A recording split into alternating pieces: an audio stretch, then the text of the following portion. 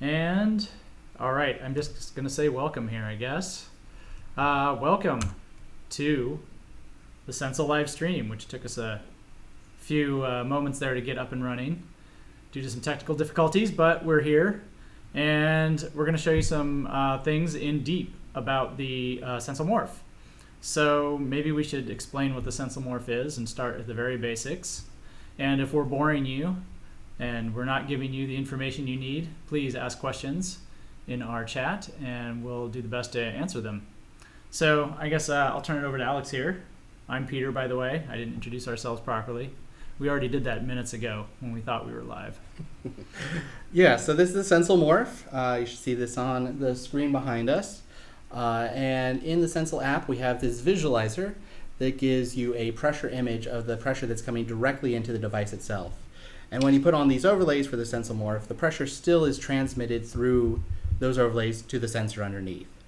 But with the Sensor app, you can actually do so much more. So if I go in here, you can actually change each overlay to output different things. So by default, you throw this on, it outputs MIDI signals straight off the device.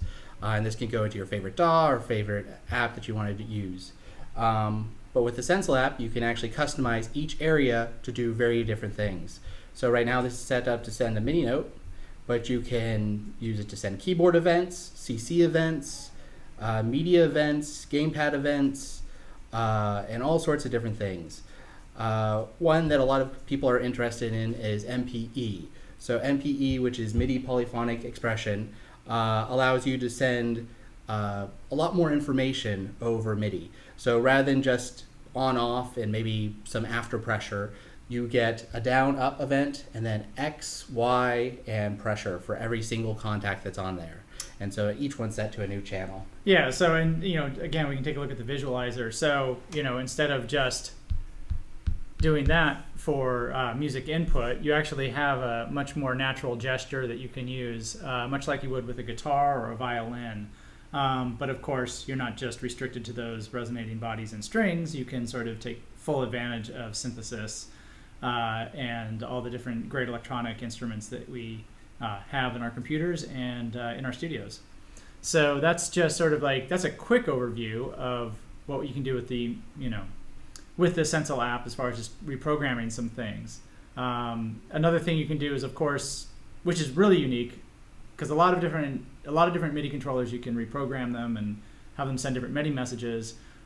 With the Morph, you can actually mix and match different messages. So if I wanted to use this for my music software and I wanted to set this up so it's my save command because I wanted to make sure my work was saved every time, I could just go ahead and make this a keyboard event, which we have so many events in here that sometimes it's easy to get lost. So I can go ahead to the keyboard, make it go to the S key, and add the modifier of, well, depending on if you're Windows or Mac, you can do Control Alt Shift, whatever. And so you can add the modifier that you want. And then, of course, you have to send that to the Morph. Every time you make a change to something in this, you need to send the map to Morph up here in this button up here. So that's just kind of again, a quick overview of some of the things we can do with the Sensel Morph editor. Definitely, and we did want to show on this live stream a few things that a lot of people don't necessarily know when they first jump into the Sensel app. So yeah, you can change each one of these areas, but there's a lot of controls that are listed in areas you may not be aware of. So under your Morph and then your serial number there, in addition to updating your firmware or reinstalling your firmware and clearing out any Morph maps, you get a few key elements here that are related to your Morph specifically. So with these drop downs, you can change the keyboard modifiers that appear in the Sensel app. So you can say that, oh, I want it to show control whenever I plug it into the Sensel app rather than, or command if you want to say it for Mac OS. The OS keyboard layout is for international people that want to change the key codes that are changed in there. So when you change your OS setting for your keyboard, you're also going to want to change your OS one. So if you have a AZERTY keyboard or a Dvorak keyboard as your default for your OS, you'll want to change these as well so that the key codes all correspond there. That, of course, corresponds to, I don't have the keyboard map. We have some overlays around here someplace, I think.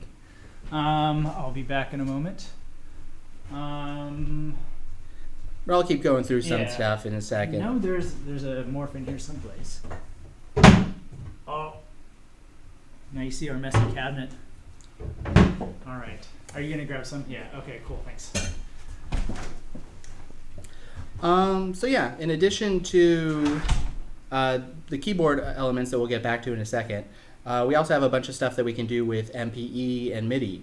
So let's say you have two MPE devices and you plug it into the same DAW, and you want them to not overlap each other with different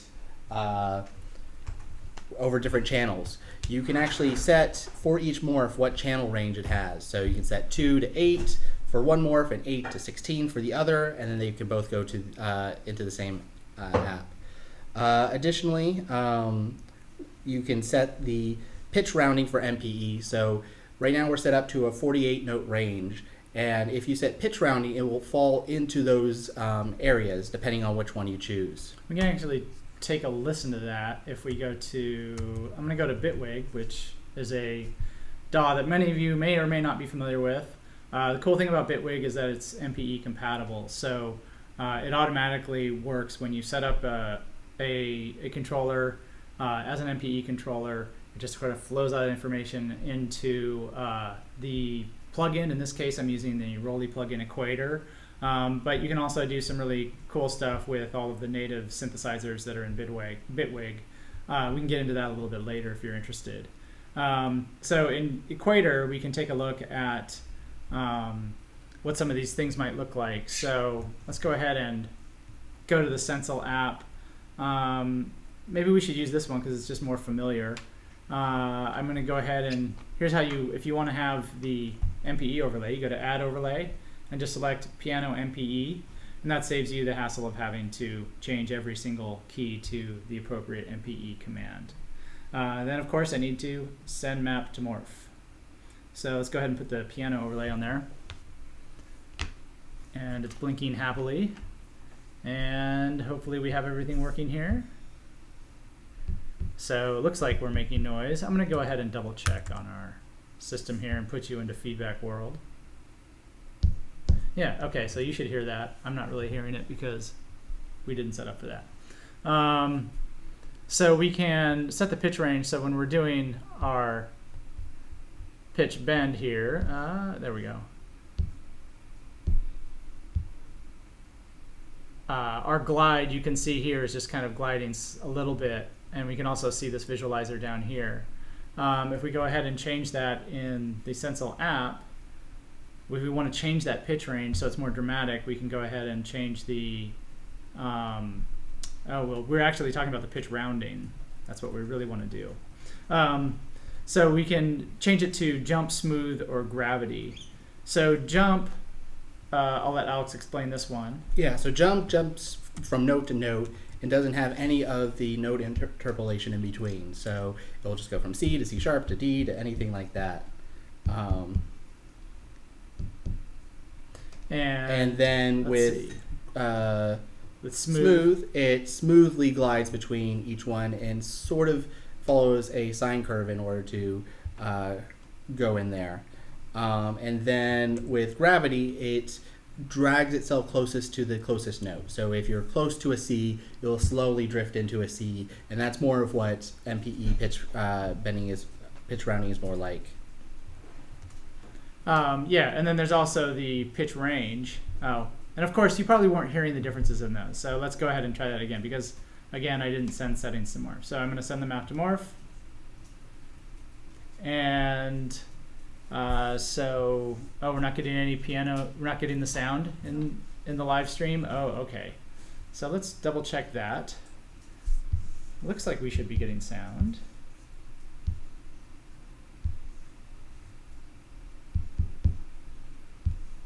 We hear my tapping on the microphone. And you're not hearing it yet? Oh, okay, we've got our monitor over here. Let me go ahead and double check that Bitwig is sending out in Jack. All these complicated things to OBS. Okay, there we go. No, I don't want to do that. I want OBS in 1. Now you're getting a nice tutorial on how to use the jack audio redirection on Macintosh. 2, I'm going to get rid of that. So speakers left goes into input 1. All right. Speaker right goes into input 2. Now let's take a listen. Nothing? It should take a few seconds. Yeah, that's right, because she's on the delay there. Oh, it's a bit low. Okay. All right. Well, we'll turn that up a little bit. Okay, cool. So now back to our little tutorial. Hopefully this isn't too rough to watch. So jump, we should be hearing the jump. And in this case, smooth. Send the settings to Morph. And reconnects. Let's go back to Bitwig. We should hear smooth pitch bends. And now we'll go back to the Sensel app and try gravity. And this one might be a little bit subtle. It actually, you tend to notice this more when you're just really playing on something. So,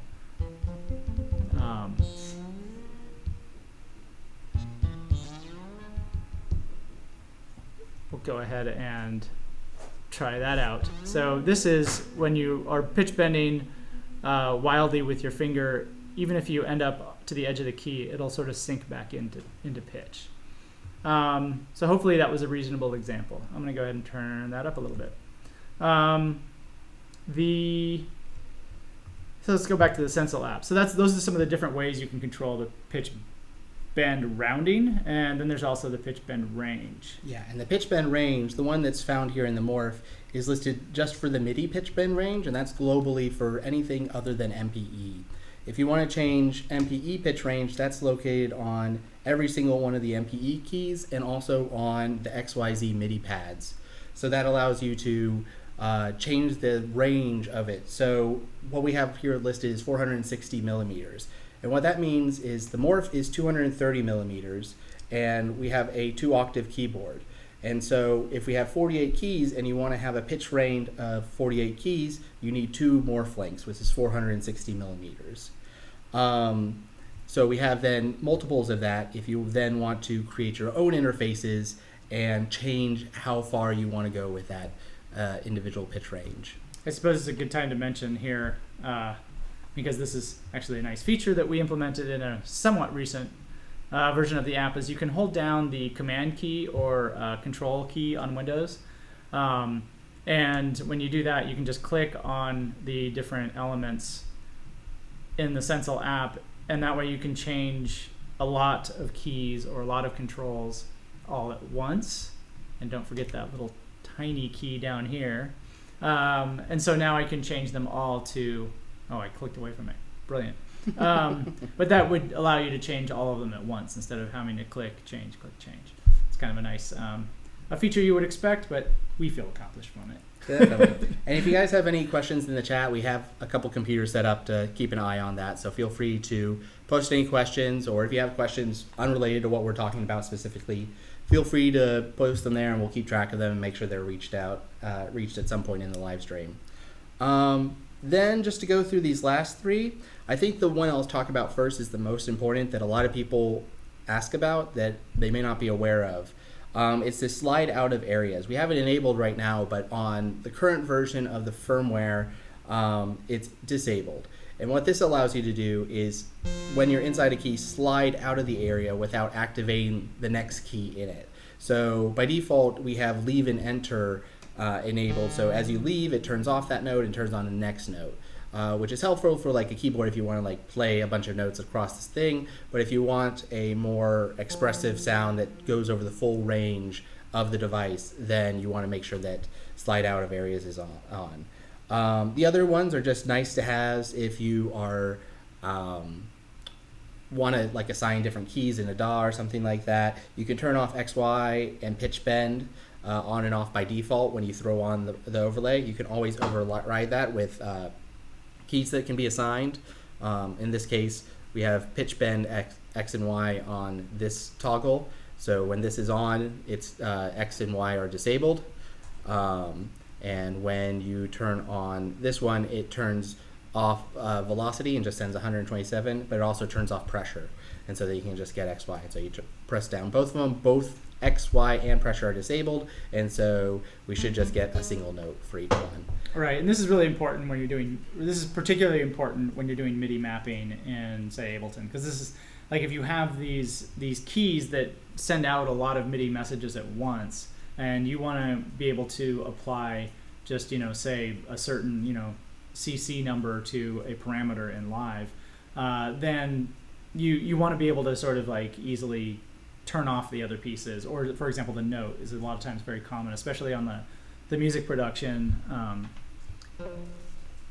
If you were like, I just want this note to trigger a particular clip or something like that, and I don't want a lot of times you'll get the CC first or whatever. So it's a nice way to help you manage your MIDI mappings without having to do a whole lot of jockeying around.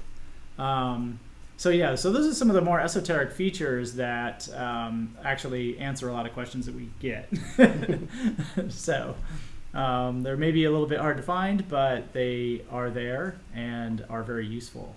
So another thing, let's see, MPE, there was another thing I wanted to talk about with this. So there's MPE, most of the controllers out there you'll see are kind of arranged either in a grid or in a traditional piano format, which is something we can do, of course.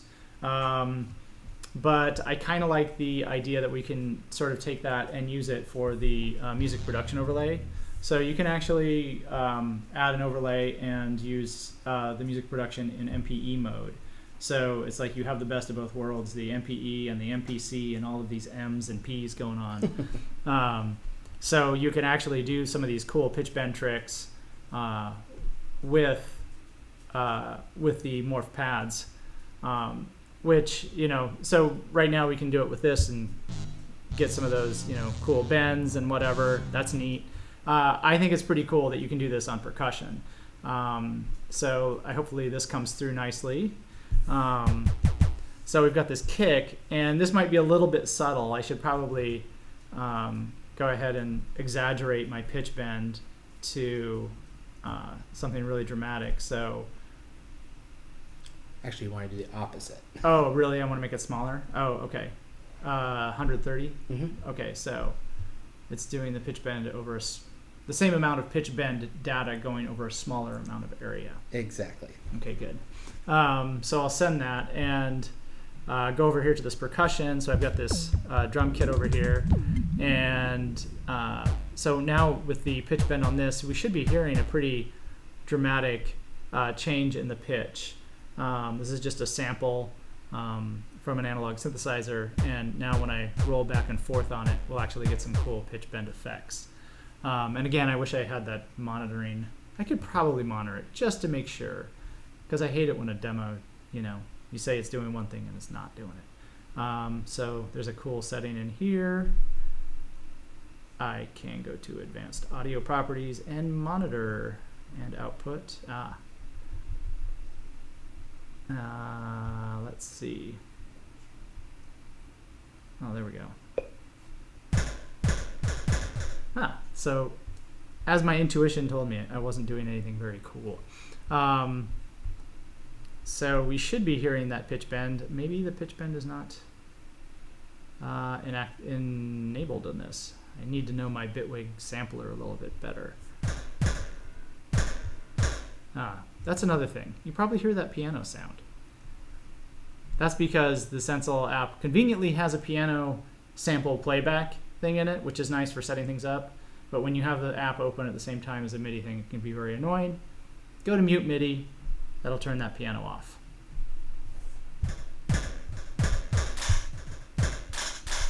Well, okay, well that was a terrible demo.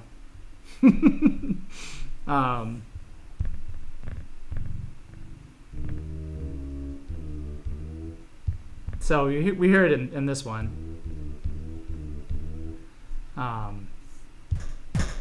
But we're not really getting the effect on that quick percussive sound. It is a nice effect. Next time I'll show you and guarantee it works. Such is live streaming and the dangers of live tubes. Live tubes of internet. Yes, live tubes of internet. So yeah, what else did we want to go over in the app? We wanted to go briefly over the interface designer or overlay designer. Ah, yes, the overlay designer. That is a very cool thing. So let's see, the interface designer, which is our blank piece of paper, and I'm going to go ahead and dig up the overlay.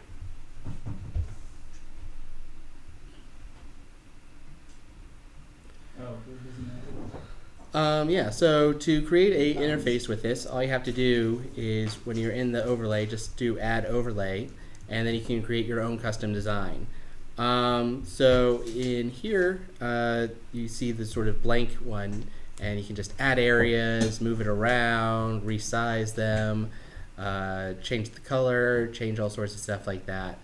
And you can do all the same mapping that we were showing earlier in the live stream that just allow you to change the events for each one. Yeah, so I mean, it's really kind of nice if you want to do. So go back to layout mode. Sort of a popular request is like a grid setup for just a grid of buttons on my Morph. That's all I want. So that's pretty easy to do. So we can create an area and just stick it up here in the corner. And then just duplicate it, and then we'll go ahead and duplicate another one. Oh yeah, it's actually does a pretty good job just wrapping it over. And oh wow, I'm going to use that cool trick where you can select a bunch of them and then move them all over.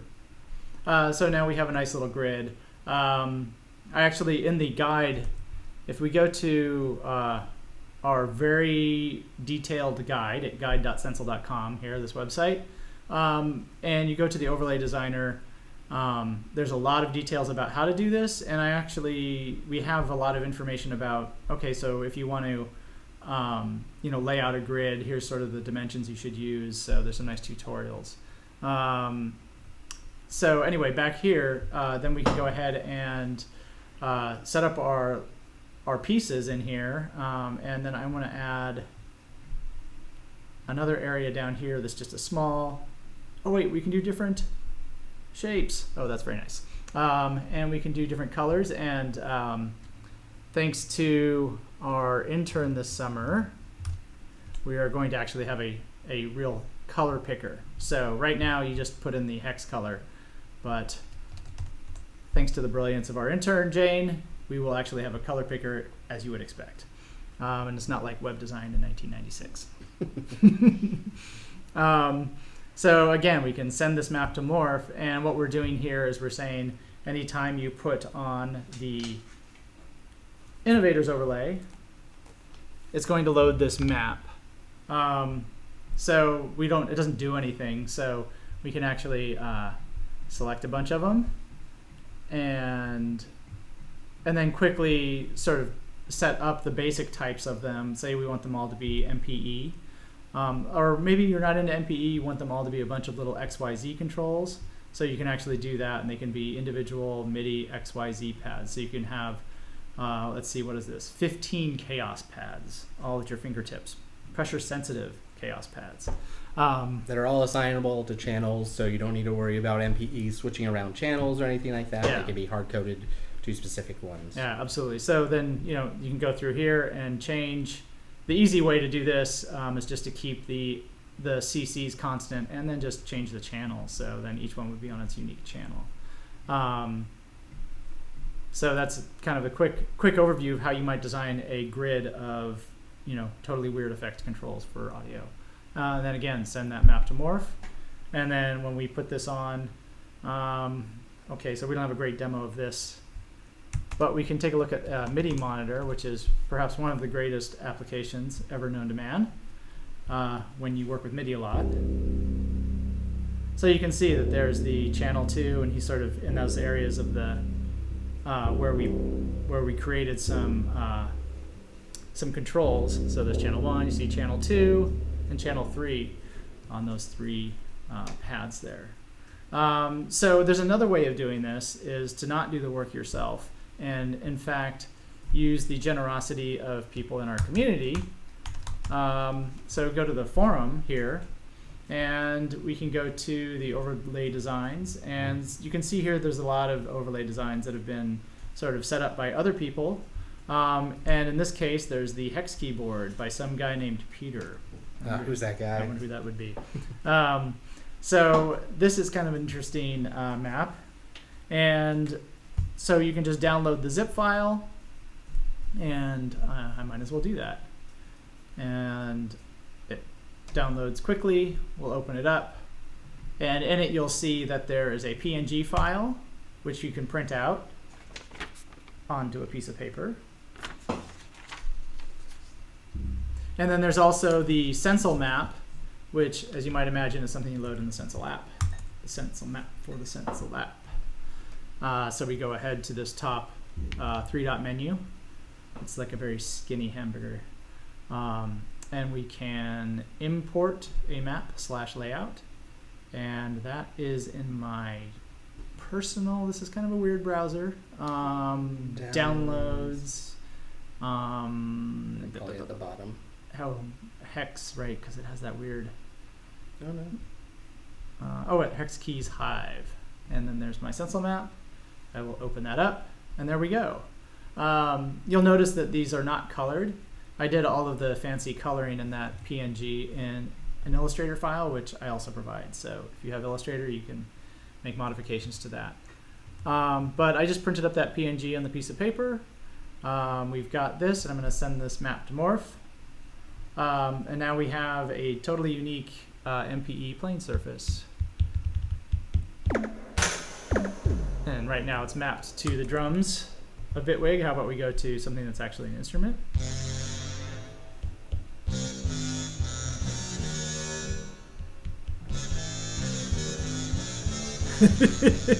The beautiful music, I have to say. But we can try some different.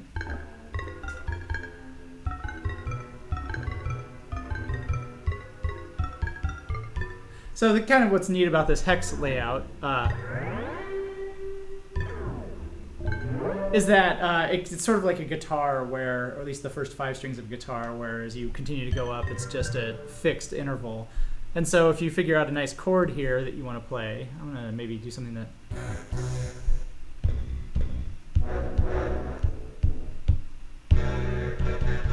I can, just keep the same shape of my fingers, unlike a piano where you have to change your relationship to your fingers just to change your key. Here, you don't have to do that. And so that's kind of a nice innovation that people have come up with, and you can easily experiment and play with on the Morph using the Innovator's overlay. It's that easy. And you can see I also have I can do up octave. And I seem to be restricted on what octaves I'm playing here for some reason. So I should have been better prepared. Sorry. This is a theme. Yeah, those aren't activating the... Yeah. Oh, there we go. Perfect. Well, now it's too low. Yeah. Anyway. All right.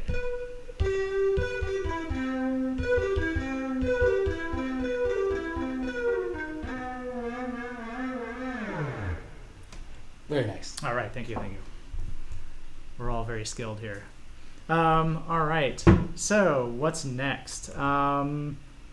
Do we have any questions coming in by any chance? Nothing so far, but yeah, feel free to add your questions to the chat, and we could take a wild diversion down that pathway as well. Yes. Or if you have any questions about what we're talking about here, we can also answer those. Yeah, so the other thing is, as far as like sharing, if you do come up with a cool overlay and you want to share it in our forums, you just, say very similar. This menu here is sort of your do everything menu, and you just export that map and layout, and it all sort of bundles it in one file. And then if you want to export the 2D or 3D file, we can do that and just give it you can do it as an SVG, so I can do hex save, and it's a computer, so it does exactly what it's supposed to do. And we see there it is, fhex.svg. So that's a vector file that you could bring into Illustrator or your browser. Nice. Yeah. We actually have a question. Oh, yes.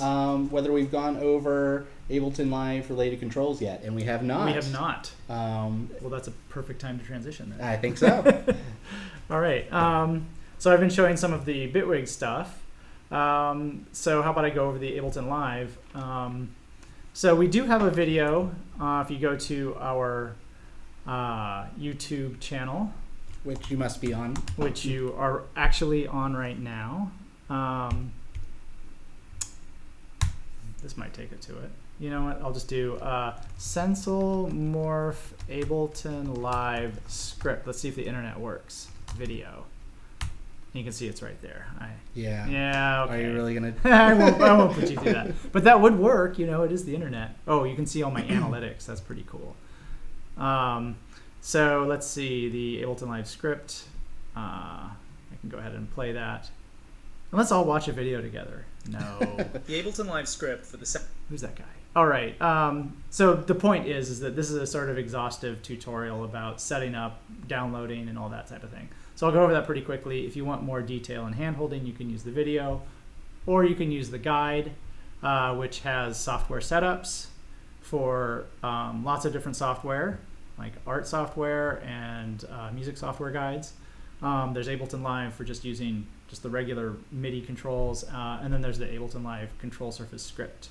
So you download that from our store, you get the installer, you run the installer, and it installs a script that you can load in the preferences of Ableton and go to the MIDI preferences, and it just shows up here in the control surfaces.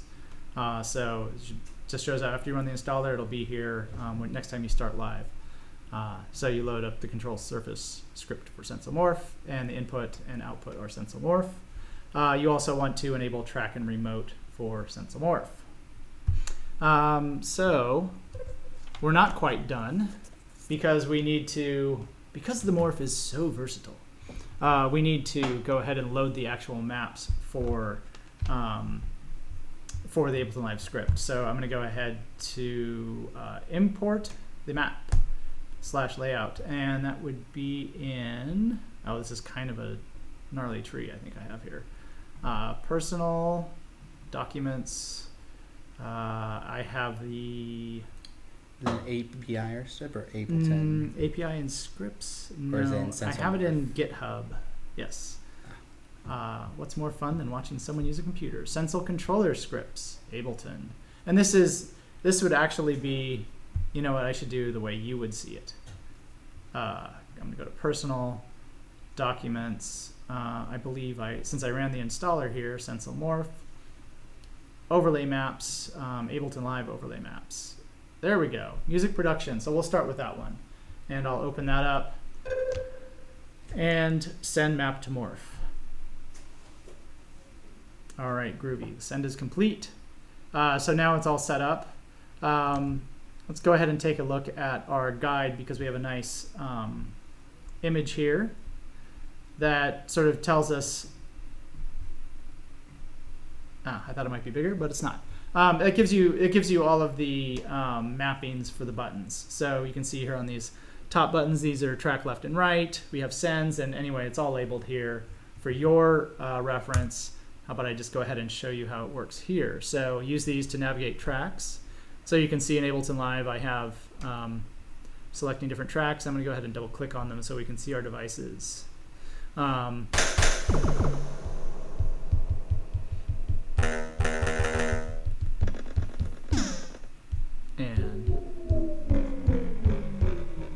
so that's pretty neat. I'm going to go ahead and load the piano one too because I have synthesizers and stuff here that are better played with the piano than with the music production overlay. So again, as an example, import map and piano Ableton, open and send map to Morph.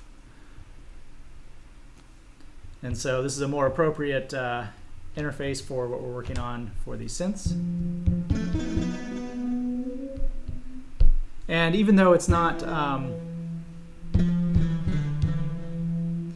MPE controller in Live, because Live doesn't really deal with MPE well, if at all, you can still get that some of that cool pitch bend effect because we're still sending that data.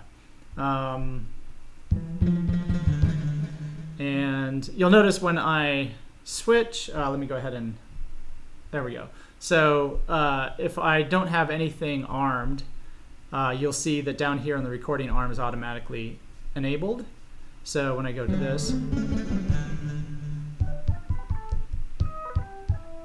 it automatically selects that right, the correct synth, or the synth you would expect. So what else is cool about this? Let's go ahead and get the drums involved. Let's see.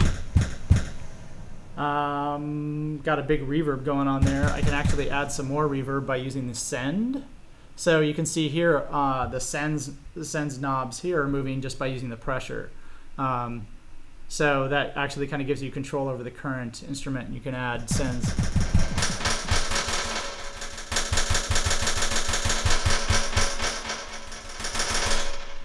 With pressure, which is kind of an inventive way to do it. Most people are using knobs or levers for sends, usually knobs, which has its own charm.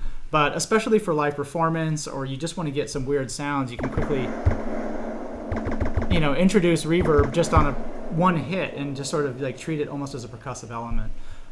What's also cool is that you can go ahead and set up your send. So you're like, I want to send it half to those delays. Go hold the shift key, which is right here in the corner, and then just let go of it, and it's set. So now we've got it going to the delay on those sends. And then of course we have our transport, which right now isn't really playing a whole lot. But we have a crossfader, and we'll get something here. We have these audio effects over here.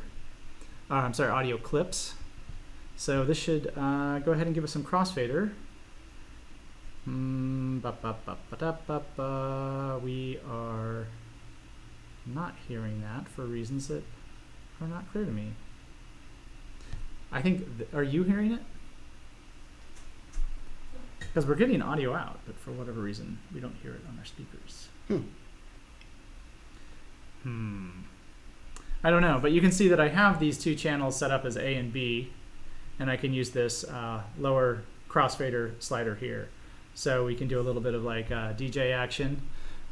We can also hold down Shift, and I can move my session view.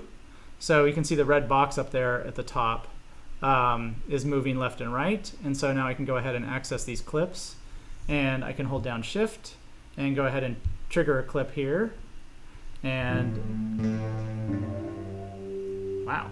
And I know what's going on here. Because Ableton and Bitwig work very similarly. And I'm going to go ahead and shut up Bitwig. And I am going to turn it off. Let's see. How do you disable the audio engine? I'm just going to go ahead and turn the volume down. How's that? Go back to Ableton. All right. So they're not getting audio through necessarily. They're not. Yeah, I don't know where we get the audio jack router. Oh, I probably need to route it again, even though I did that previously. That's boring. There it goes. All right, now you can hear the funky sounds that I made in the DMV.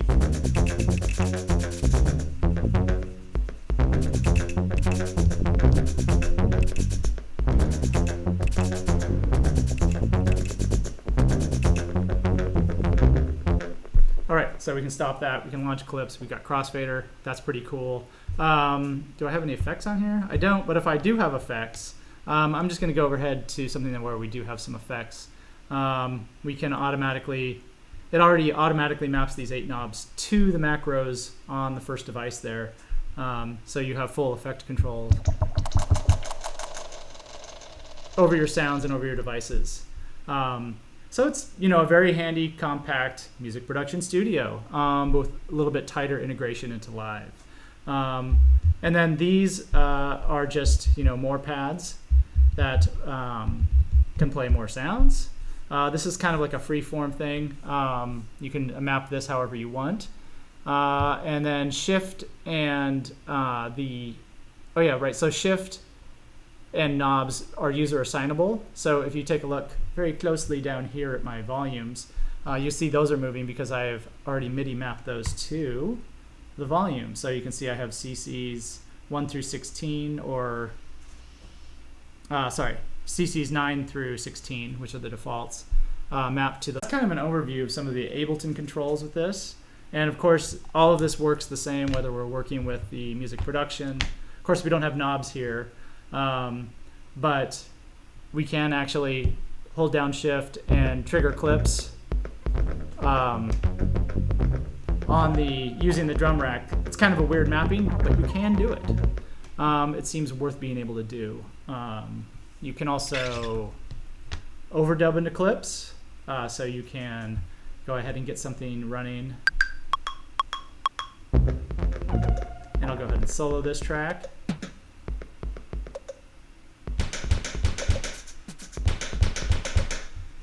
So, well, let's see.